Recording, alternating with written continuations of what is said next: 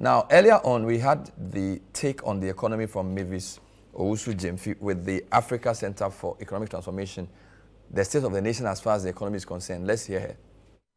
Thank you, Ben, for the opportunity. Let me start with the good news. Growth is increasing since we secured the IMF loan. Last year, our growth rate was 1.5%. This year, it's projected to grow between 2.8% and 3.5%. The Citi is showing signs of stability. Inflation has gone down from a high of 54% in December 2022 to 23.5% in January this year. The not so good news. We are not transforming as a country, which means we continue to be vulnerable to shocks. In the recent ACET Africa Transformation Index, Ghana scored 19.1 out of 100, which means we are a low transformer. Our growth is also concentrated in a handful of sectors. So, for example, the growth that is projected this year, most of it will come from the mining sector. The mining sector will not generate enough jobs, which means that our unemployment situation will at best stabilize, but most likely get worse. Third, even though inflation has fallen, it is still way too high.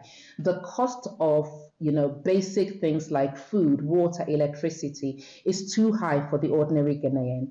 Since December 2022, the minimum wage has only increased by 10%. This means that people are not earning enough to keep up with inflation. So their standard of living is simply getting worse. We are seeing more people get hungry. And the World Bank is projecting that between 2023 and 2025, our poverty levels will increase to nearly 34%. Despite all the efforts that is being made towards economic recovery, we will continue to face challenges this year. Our weak economy means we will struggle to attract foreign investment, which will affect our balance sheet, making the cedi fragile and our exchange rate unstable. It's an election year, and we are likely to face the same overspending we see in every election year, which is not good given our current fiscal challenges. And we are anticipating that there will be external shocks like fluctuations in commodity prices, and also the tightening of US monetary policy will continue to pose a risk for countries like ours and others. Finally, corruption will continue to affect us adversely. Corruption is not unique to Ghana, and it's not unique to any administration, but we need to address it. ACET has estimated that Ghana loses about 3 billion every year from corruption. Think about it. This is the same amount of money we went to collect from the IMF. Imagine what we could do with that money. But for me, it is not all doom and gloom.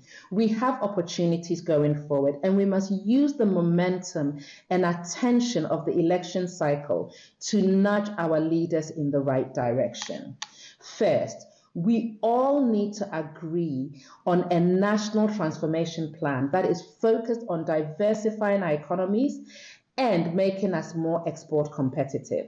This will require us to invest in industries that can create truly Ghanaian and truly African products so that we can export regionally and globally.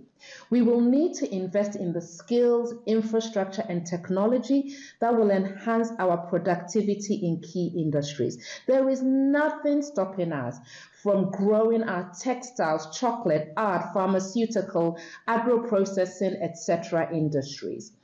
We can do this most successfully if we collaborate with other African countries. We need to build globally competitive value chains, drawing on our respective strengths and reducing the cost of production in the continent.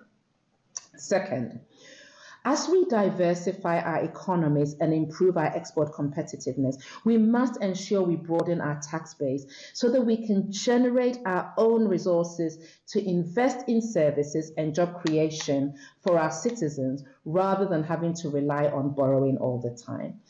Finally, we must be fiscally prudent. This means spending wisely, getting rid of wastage, and saving for a rainy day. By doing this, we will ensure that we build an economy that is strong, is resilient to shocks, but most importantly, is able to create jobs, increase household incomes, reduce poverty, and broaden our tax base. But then we can't wait for tomorrow to get on track. We need to start doing all of this now because, as we all know, tomorrow is not promised. Wow.